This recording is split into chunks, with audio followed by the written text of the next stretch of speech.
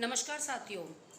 आप सबके संज्ञान में मुझे ये बात लानी थी कि कल यहाँ देहरादून में मुख्यालय में जो हम लोगों ने एक वृहद विरोध प्रदर्शन किया, गरीब जनता की, निरीह जनता की आवाज़ उठाने का प्रयास किया, जिसमें कि उत्तराखंड सरकार ने बसों का किराया दोगुना कर दिया है, उसको हमने आवाज़ उठाई। पेट्रोल डीजल के रसोई गैस के दाम जो बेतहाशा उनमें वृद्धि हो रही है, उसका हमने विरोध प्रदर्शन किया। हमने सरकार से पूछा कि आखिर बसों में कौन ट्रैवल करता है, गरीब व्यक्ति ट्रैवल करता है, और इस कोरोना महामारी से भी अगर कमर सबसे ज़्यादा टूटी है तो वो गरीब और मध्यम वर्गीय परिवारों की टूटी है, व्यक्तियों की टूटी है। ऐसे में आप इतनी संवेदनहीन सरकार कैसे हो सकते हो कि आप बसों का किराया दोगुना कर दो और इन लोगों के ऊपर महंगाई की ऐसा कुठाराघात करो। पेट्रोल डीजल की कीमतों का तो यह आलम है साथियों कि 18 से 20 दिन हो गए लगातार बढ़ोतरी हो रही है, और 73 साल आज़ादी के हो गए, पहली बार ऐसा हुआ है कि डीजल ने पेट्रोल को भी पार कर दिया और डीजल पेट्रोल से ज़्यादा महंगा हो गया।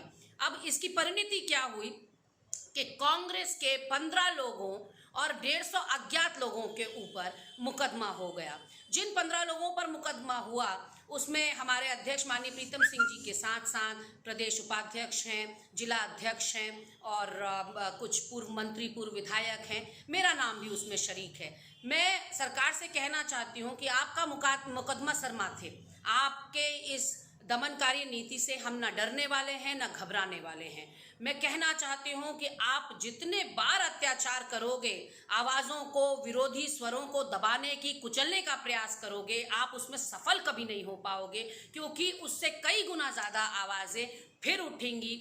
और कांग्रेस कार्यकर्ता को कमज़ोर समझने की गलती मत करिएगा, क्योंकि कांग्रेस कार्यकर्ता के खून में देशभक्ति, राष्ट्रभक्ति और समाज सेवा है। हम जनता की आवाज़ उठाते रहेंगे, हमें कुछ नहीं चाहिए। आपने, सरकार ने जितना हमें प्रताड़ित, शोषित करना था, आप कर चुके हैं। अब ये मुकदमेबाजी करके अगर आप हमें डराने और धमकाने का प्रयास कर रहे हैं तो मैं साथियों अब आप लोगों की अदालत में इनके कुछ मामले, वाकयात सामने लाती हूँ। हम पर जो मुकदमा है साथियों, पहले तो वो समझ लीजिए, सोशल डिस्टेंसिंग के मानकों को तोड़ने का हमारे ऊपर मुकदमा है कि हमने सोशल डिस्टेंसिंग की जो राज्य सरकार, केंद्र सरकार की गाइडलाइंस हैं, उनकी धज्जियां उड़ाते हुए हमने मानव श्रृंखला कल बनाई और हमने विरोध प्रदर्शन जो किया, उसकी अनुमति हमको नहीं थी, उसके बाद भी हमने प्रदर्शन किया। खैर, अनुमति तो हमें इनसे चाहिए भी नहीं, क्योंकि हम राजनीतिक दल हैं। हम विरोध प्रदर्शन जब भी करेंगे, हम सूचना हमने ज़रूर करी थी प्रशासन को कि आप अपना ट्रैफिक व्यवस्था देख लीजिए, हम ऐसा प्रदर्शन करने जा रहे हैं, और भाजपा कौन होती है जो हम अनुमति इनसे लें। लेकिन मैं बताना चाहती हूँ आपको कि कहाँ कहाँ पर गाइडलाइंस को या कानूनों को इन्होंने ताक पर रखा। साथियों, आपके संज्ञान में ये भी होगा कि माननीय हरीश रावत जी, जो राष्ट्रीय महासचिव हैं कांग्रेस पार्टी के और पूर्व मुख्यमंत्री हैं हमारे उत्तराखंड प्रदेश के, उन्होंने भी शहीदों को श्रद्धांजलि देने के लिए 1 घंटे का क्वारंटीन से रियायत मांगी थी, जो कि उनको मना कर दी गई। मैं राज्य सरकार से पूछना चाहती हूँ, तब कहाँ गए थे आपके नियम, जब शिव प्रकाश जी यहाँ आए थे, जो आपके राष्ट्रीय सह संगठन मंत्री हैं। वो कई बॉर्डर्स को क्रॉस करते हुए उत्तर प्रदेश से अपने साथ 3-4 विधायक लेकर यहाँ उत्तर प्रदेश के मुख्यमंत्री जी की पिताजी की अंत्येष्टि में शरीक होने के लिए आए थे। उनको कोई क्वारंटीन का नियम कानून उनके ऊपर लागू नहीं किया गया। उनको लगभग 100-150 लोगों के साथ अंत्येष्टि में शरीक होने दिया गया, जबकि उस समय लॉकडाउन अपने चरम पर था। केंद्र के द्वारा लॉकडाउन लगाया गया था और वो अपने उरूज पर था। दूसरा वाक्य आपको बताती हूँ साथियों कि इनके जो संगठन महामंत्री हैं अजय कुमार, वो प्रदेश कार्यालय में ही भाजपा के रहते हैं, और वहां क्वारंटीन होने का नोटिस चस्पा हो गया था, क्योंकि वो सहारनपुर होकर आए थे।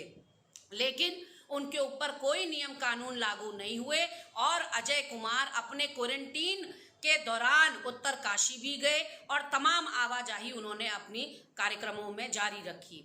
तीसरा वाक्य है साथियों, जब अमन मणि त्रिपाठी, जो कि उत्तर प्रदेश के विवादित विधायक हैं, वो उत्तराखंड आए और यहाँ पर राज्य सरकार के द्वारा उनको पास ही अवेलेबल नहीं कराया गया।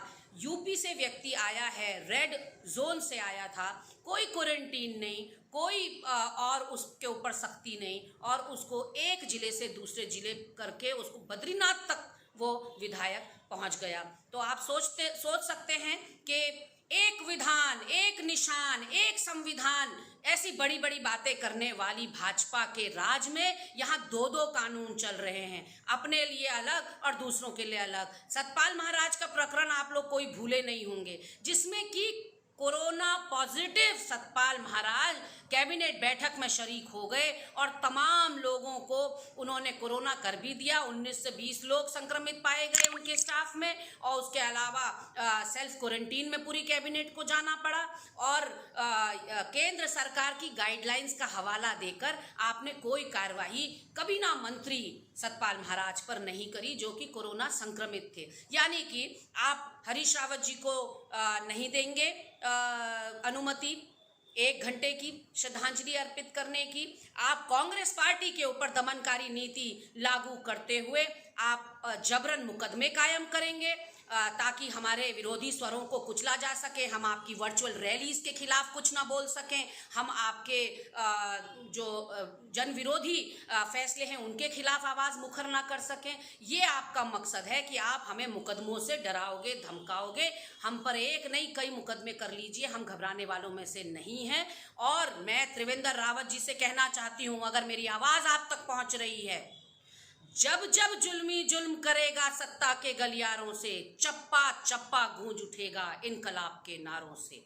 आप लोगों को सबको नमस्कार करते हुए फिर अपनी वाणी को विराम देती हूँ और आपकी अदालत में आई हूँ कि आप बताइए, ये जो सारे प्रकरण मैंने सामने रखे, इसमें जो है गाइडलाइंस की अवहेलना हुई है, उनको तोड़ा गया है, या फिर कांग्रेस पार्टी ने जो जनता की आवाज़ कल सड़कों पर उतर के उठाई है, उस पर मुकदमे होने चाहिए थे। राज्य सरकार अपने लोगों के लिए, अपने अधिकारियों के लिए, अपने मेयर के लिए, अपने विधायकों के लिए, इनकी मंत्री चाहे वो रेखा आर्या हो, चाहे सतपाल महाराज हो, चाहे उनियाल गामा हो, चाहे खजानदास हो, चाहे गणेश जोशी हो, वो रैलियां करते फिरें, वो जो है राशन वितरण करने में सोशल डिस्टेंसिंग के मानकों को तार तार कर दें, धज्जियां उड़ा दें उसकी। लेकिन कांग्रेस पार्टी कुछ करती है तो उसके ऊपर इस तरह से मुकदमों का प्रहार किया जाता है। साथियों, कतई विचलित होने की जरूरत नहीं है, हम वो मुकदमे भी झेल लेंगे और ऐसे कई मुकदमे और झेल लेंगे, मैं सरकार से कहना चाहती हूँ। लेकिन हम अपनी आवाज़ बंद नहीं करेंगे,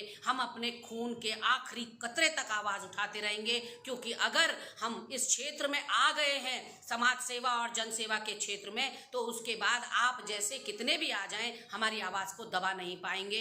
आप सबका साथ चाहिए, सहयोग चाहिए। साथियों, आप लोग मनोबल बढ़ाने का काम करते हैं, निरंतर जिस तरह से आप लोगों का प्यार, आप आदर, सम्मान मुझे मिल रहा है, मैं आप लोगों की हृदय से आभारी हूँ। नमस्कार।